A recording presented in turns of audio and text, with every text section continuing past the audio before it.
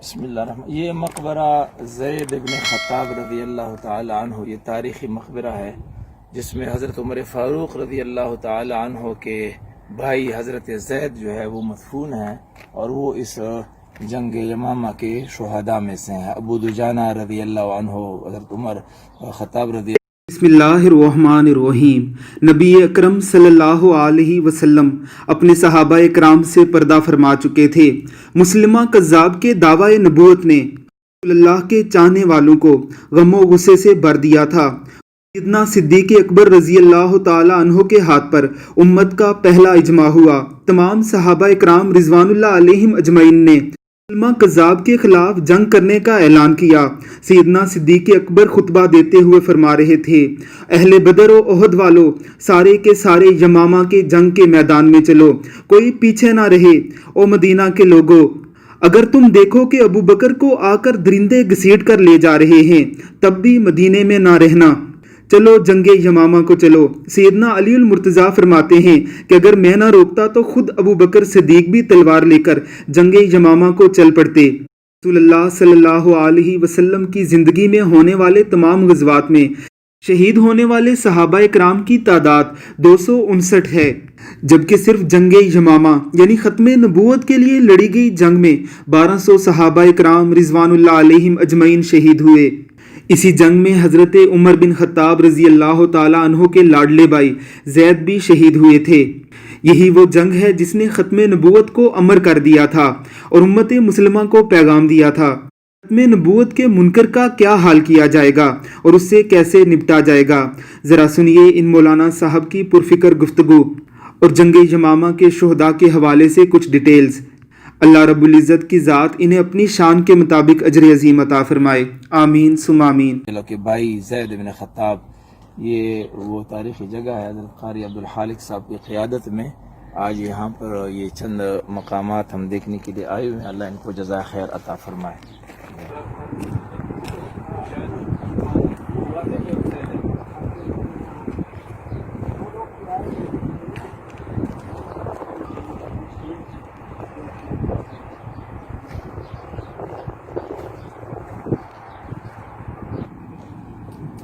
یہ مقبرۃ الصحابہ ہے، ریاض کے شمال میں جبیلہ کا علاقہ جو سابقہ زمانوں میں یمامہ کہلاتا تھا،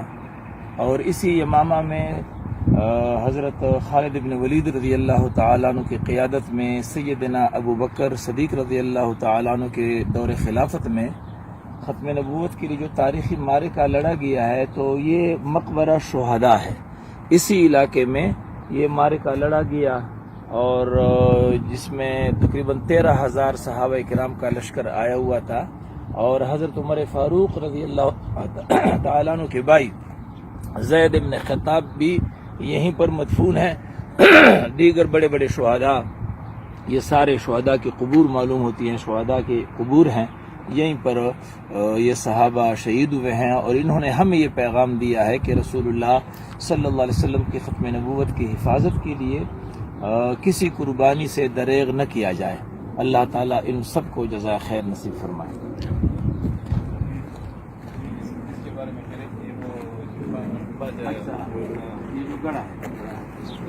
یہ مقبرہ صحابہ بھی کہلاتا ہے، اور یہ مقبرہ شہداء یمامہ ہے۔ یہ جو گڑھا ہے یہاں پر کہا جاتا ہے، قاری عبدالخالق صاحب نے بھی فرمایا کہ یہاں پر ایک گنبد تھا کسی زمانے میں حضرت زید بن خطاب رضی اللہ تعالیٰ عنہ کی قبر پر، جو جنگ یمامہ میں شہید ہوئے تھے۔ لیکن حضرت محمد بن عبد الوہاب نجدی رحمۃ اللہ علیہ کی تحریک جب یہاں شرک و بدعت کے خلاف برپا ہوئی، تو وہ جو قبہ تھا اور جو وہ گنبد تھا اسے گرایا گیا۔ تو بہرحال یہ ان شہداء کا مقبرہ ہے۔ یہاں کسی زمانے میں قاری عبدالخالق صاحب فرما رہے ہیں کہ یہاں کے پرانے لوگ کہتے ہیں کہ کسی زمانے میں یہاں سیلاب آیا، تو سیلاب کے بعد یہاں بعض قبریں کھل گئیں، اور اتنے طویل زمانے کے بعد جب وہ قبریں کھل گئیں تو یہاں کے لوگوں نے مشاہدہ کیا کہ ان کے جو جسم تھے وہ ان شہداء کے محفوظ تھے۔ تو بہرحال یہ ایک تاریخی معرکہ ہے، اور اس معرکے میں تاریخ میں ہم ایک شخص کا مطالعہ کرتے ہیں محمد ابن حنفیہ کے نام سے، جو حضرت علی رضی اللہ تعالیٰ عنہ کے صاحبزادہ تھے، اور اسی جنگ یمامہ میں یہاں قبیلہ بنو حنیفہ کی ایک خاتون خولہ بنت جعفر جو ہے وہ قیدیوں میں وہ بھی قید کی گئی، اور پھر وہ جو ہے حضرت علی رضی اللہ تعالیٰ عنہ کے حصے میں آئی، اور حضرت علی رضی اللہ تعالیٰ عنہ سے ان کے بطن سے محمد ابن حنفیہ جو ہے نا پیدا ہوا، یعنی محمد ابن علی، اور اس طریقے پر یہ تاریخی معرکہ ہوا ہے ہمارے لیے۔ میرے دوستوں اور بھائیوں، اس پوری تاریخ میں اور اس مقبرے میں آج ہماری جو آمد ہے، اس کا مقصد یہ ہے کہ ہم اپنے دوستوں کو اور مسلمانوں کو بتائیں کہ 14 صدیاں پہلے رسول اللہ صلی اللہ علیہ وسلم کے زمانے میں، اس زمانے میں جب آمد و رفت کی جو ہے نا یہ سہولیات میسر نہیں تھی، اتنا بڑا تاریخی معرکہ یہاں لڑا گیا جس میں 12-13 ہزار صحابہ جمادی الثانی سن 12 ہجری میں اتنی بڑی تعداد نے یہاں اس معرکے میں شرکت کی، اور اس میں 1200 صحابہ اور تابعین شہید ہوئے، جن میں 700 صحابہ قرآن کریم کے حافظ قاری عالم تھے۔ حضرت ابو دجانہ رضی اللہ عنہ شہید ہوئے، حضرت عمر ابن خطاب کے بھائی زید ابن خطاب یہاں شہید ہوئے ہیں، حضرت شرحبیل ابن حسنہ کی قیادت میں لشکر نے یہاں حملہ کیا لیکن وہ جیت نہیں سکے، اور حضرت اکرمہ ابن ابی جہل کی قیادت میں یہاں معرکہ ہوا، وہ بھی جیت نہیں سکے۔ پھر خالد ابن ولید رضی اللہ تعالیٰ عنہ کی قیادت میں یہاں پر ایک لشکر آیا، اور اس لشکر نے یہاں پر 6 مہینے کم و بیش، اور بعض روایات کے مطابق 9 مہینے تک یہاں یہ معرکہ لڑا، اور بالآخر